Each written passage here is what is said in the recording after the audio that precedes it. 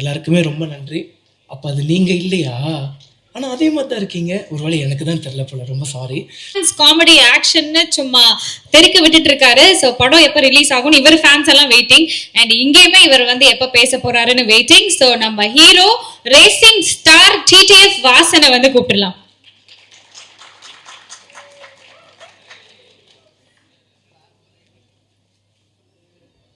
வணக்கம், நான் உங்கள் வாசன். எல்லாருக்குமே ரொம்ப நன்றி. அண்டு இந்த வாய்ப்பை ஏற்படுத்தி கொடுத்த எங்கள் டைரக்டர் அண்ட் ப்ரொடியூசர் சாருக்கு ரொம்ப நன்றி. அக்கா, கூமாப்பட்டி அண்ணா நல்லா இருக்காரா? ஐயோ இல்லை, சரி விடுங்க. ஆல்ரெடி நர்வஸாக தான் இருக்கேன். இதில் இங்கே ஒரு பல்ப் வாங்கினதில் இன்னும் ரொம்ப நர்வஸ் ஆகிட்டேன். IPL Indian பின்னல்லா. ஸோ இந்த படம் வரக்கூடிய 28ஆம் தேதி ரிலீஸ் ஆக போகுது தியேட்டரில். எல்லோரும் மறக்காமல் உங்கள் குடும்பத்தோட, ஃப்ரெண்ட்ஸ் அண்ட் ஃபேமிலியோடு போய் பாருங்கள். இது என்னோடய முதல் படம். நிறைய தப்புகள் கண்டிப்பாக நான் செஞ்சுருந்துருப்பேன் உள்ள. நீங்கள் பார்த்துட்டு உங்களோட ஹானஸ்டான ரிவ்யூ சொல்லுங்கள். நானுமே என்னென்ன மிஸ்டேக் பண்ணியிருக்கணும் அதெல்லாம் கண்டிப்பாக நான் சேஞ்சஸ் பண்ணிக்கிறேன். ராஜேஷ் மாஸ்டர். ஸோ பாட்டு ரிலீஸ் ஆன உடனே டான்ஸ் எல்லாருமே நல்லாயிருக்குங்கும் போது எனக்கு அவ்வளோ ஷாக். எதனாலன்னு வந்து பார்த்துட்டிங்கன்னா, நான் ரொம்ப கூச்ச சுபாவம் உள்ள பையன். நான் சொன்னால் யாரும் நம்ப மாட்டேங்கிறாங்க. அவருக்கு தெரியும் என்னோடய கூச்சம் எவ்வளோன்னு சொல்லி சிங்கிள் ஷாட் ஆட வச்சாருங்க. அது வந்து படம் ரிலீஸ் ஆகும்போது தெரியும். நீங்கள் பார்த்துருந்துருப்பீங்கன்னு நினைக்கிறேன். நன்றி. ஸோ நான் அவ்வளோ சொன்னேன், அண்ணா ஏன்னா கஷ்டமான ஸ்டெப்பெல்லாம் தரீங்க. நான் எங்கள் ஊர் திருவிழாலெல்லாம் டான்ஸ் நம்மளாம் ஊர் திருவிழா பார்த்துருந்துருப்போம். ஊர் திருவிழாலாம் எல்லாம் ஆடிட்டு இருப்பாங்க. நான் ஆடணும்னு ஆசைப்படுவேன். மனசுக்குள்ளேயே ஒருத்தன் ஆடிட்டு இருப்பான் ஜாலியாக. ஆனால் நம்ம ஆடணும்னு நினைப்போம், ஆனால் ஆட முடியாது. ஏன்னா அவ்வளோ கூச்சம், ஆடவும் தெரியாது. ஸோ ஆனால் அண்ணனுக்கு தெரியும் எனக்கு ஆடணுங்கிற ஆசை இருக்குது. பட் அந்த ஒரு கூச்சம் அப்புறம் ஆட தெரியாது அப்படிங்கிற அந்த ஒரு விஷயம் மட்டும் தடுக்குதுன்னு சொல்லி, நல்லா பண்ணுறியப்பா அப்படின்னே சொல்லி ஆட வச்சிட்டாரு ராஜேஷ் மாஸ்டர். ரொம்ப தேங்க்ஸ். அதுக்கப்புறம் எங்களோட கேமராமேன் அண்ணா. ஸோ ஒரு வாட்டியும் ஒரு ஷாட் எடுத்த உடனே டக்குன்னு கிளம்பி போய், அண்ணன் ஒரு ப்ளேபேக் ப்ளீஸ் அப்படின்னு சொல்லி கேட்பேன். ஒரு வாட்டியும் வந்து பார்த்தீங்கன்னா அண்ணன் கோவப்பட்டதே கிடையாது. ஏன்னா அண்ணனோட குட்டி பசங்க 2 பேரும் வந்து பார்த்துட்டிங்கன்னா என்னை ரொம்ப பிடிக்கும். ஸோ ஷூட்டிங் ஸ்பாட்டுக்கே வந்து ஒரு 2 நாள் பக்கம்லாம் வந்து பண்ணி எங்கள் கூட இருந்தாங்க. அண்ணன் ஒரு நாளும் சலிக்காமல் ப்ளேபேக் போட்டுக்கிட்டே இருந்தாங்க. அண்ணன் இன்னும் ஒரு ரீடேக் மட்டும் பண்ணுறேன். அவங்களே ஓகே பண்ணிட்டாங்கப்பா, அண்ணன் ப்ளீஸ்ண்ணே அப்படின்னு சொல்லி அண்ணங்கிட்ட ரெக்வஸ்ட் பண்ணி ஆல்ரெடி டேக்கெல்லாம் அண்ணன் எனக்காக கொடுத்தாரு. தேங்க்யூ. அண்ட் வந்து குஷிதா. லாங்குவேஜஸ் வந்து பார்த்துட்டிங்கன்னா ஒரு பெரிய ஒரு பார்டர்லாம் கிடையாது. ஸோ எப்படி சொல்கிறது, எனக்கு தான் லாங்குவேஜ் பிரச்சனை. அவங்க ஈஸியாக வந்து பார்த்திங்கன்னா எல்லாமே பேசி எல்லாமே கன்வர்சேஷன்லாம் ஈஸியாக இருந்துச்சு. ஸோ அவ்வளோ கூட நடித்தாங்க, நிறைய சொல்லி கொடுத்தாங்க. அவங்க ஆல்ரெடி நிறைய சீரியஸ் அப்படி இப்படின்லாம் பண்ணியிருக்காங்க. சூப்பராக நடிப்பாங்க. சில வாட்டி வந்து பார்த்துட்டிங்கன்னா லாங்குவேஜ் தெரியாததுனால ஒரு டேக் 2 டேக் எக்ஸ்ட்ராவாக வாங்கும்போது எனக்கு ஒரே ஹாப்பியாக போயிடும். அப்போ நம்ம இன்னும் லேர்ன் பண்ணிக்கலாம். அந்த நர்வஸ்னஸ் நமக்கு கொஞ்சம் கொஞ்சமாக கம்மியாகிட்டு இருக்கும். அதுக்கப்புறம் வந்து பார்த்தீங்கன்னா நம்மளும் ஈஸியாக பண்ணிட முடிஞ்சுது. குஷிதா ரொம்ப தேங்க்ஸ். அண்ட் அந்த கிஸ்ஸிங் சீன்லாம் வந்து பார்த்திங்கன்னா நான் அவங்ககிட்ட கேட்டேன், நீங்கள் கம்ஃபர்டபுளாக இருக்கீங்களான்னு. கம்ஃபர்டபுள் தான், ஆனால் கிஸ்ஸுக்கெல்லாம் நோ அப்படின்னு தான் சொன்னாங்க. அது கிஸ் எல்லாம் சும்மா சீட் பண்ணி எடுத்துக்கிட்டது தான். அதுக்கப்புறம் எங்கள் டைரக்டர் சார் கருணாநிதி சார், ரொம்ப ரொம்ப ரொம்ப நன்றி என்னை செலக்ட் பண்ணதுக்கு. பாலு சாருக்கு அண்டு எங்களோட கோ டைரக்டர் சார்ஸ் எல்லாருக்குமே வந்து பண்ணால் ரொம்ப ரொம்ப ரொம்ப நன்றி. கோ டைரக்டர் சார்ஸ் தான் சஜஸ்ட் பண்ணாங்க என்ன. கருணாநிதி பேர் இப்போ தான் கடைசியாக வந்து பார்த்தீங்கன்னா ஃபஸ்ட் லுக்கில் பேர் போடுறாரு. ஃபஸ்ட்டு பேர் வந்து பார்த்திங்கன்னா எங்கிட்ட இன்ட்ரோ ஆகும்போது கர்ணன், அப்புறம் வந்து கருணாகரன், அப்புறம் கடைசியாக வந்து பார்த்தீங்கன்னா கருணாநிதி. ஏன்னா கான்ட்ரவர்சிஸ் எதுவும் வந்துடக்கூடாதுன்னு சொல்லி அண்ணன் வந்து கர்ணன்னு சொல்லி ஃபஸ்ட்டு பேர் வச்சுருந்தாங்க. அதுக்கப்புறம் இதுதான் நம்மளோட பேர், நம்ம ஏன் மற்றவங்களுக்காக மாற்றிக்கணும், எது வந்தாலும் பார்த்துக்கலாம் அப்படின்னு சொல்லி அண்ணன் வந்து துணிச்சலாக வந்து பார்த்தீங்கன்னா கருணாநிதின்னு சொல்லி வச்சுருந்தார். எனக்கு அந்த கர்ணன் ஐயாவை ரொம்ப பிடிக்கும். ஸோ அது ஒரு மாதிரி கனெக்டிங்காக இருந்துச்சு ஸ்டார்டிங்கில். அதுக்கப்புறம் அபிராமி மேம், ஐயோ என்ன க்யூட்டுங்க, அவங்க ரொம்ப க்யூட்டுங்க. அண்ட் வந்து போஸ் வெங்கட் சாரை மிஸ் பண்ணிட்டேன். டக்குன்னு இந்த ரீல்ஸுங்கும் போது டக்குன்னு ஞாபகம் வருது. அவர் கொஞ்சம் பின்னாடி உட்காந்ததுனால டக்குன்னு கவனிக்க முடியல. நானும் அபிராமி மேமும் கிஷோர் சாரும் வந்து ஒரு ரீல்ஸ் பண்ணியிருந்தோம். கேஷுவலாக சார் கூட பண்ண முடியல, ஏன்னா அன்றைக்கி சார் கிடையாது. அன்றைக்கி சாருக்கு டேட் கிடையாது.